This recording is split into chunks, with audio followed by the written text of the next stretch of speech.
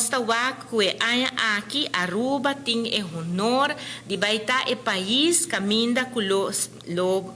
bini junto estão de e Comitê Regional de Unesco para assina bini para o qual tabire programa de Memory of the World, melhor conhecido como MOLAC, na acerca país Aruba para assina nos portar anfitrião de 22 reunião anual para assina ora enang de luna de novembro para assina tour bini junto. E MOLAC, lá me pones na kinang de corto, essa aqui tá caminda kuta papia, maneira nome mesta bisa memória, dus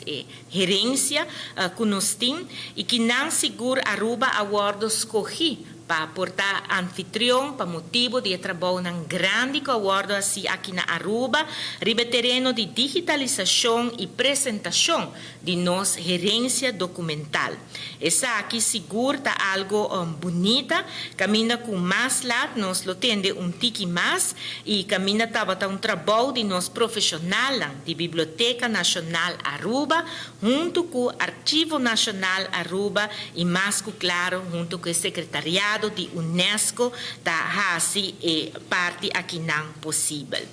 Me que agradeci awe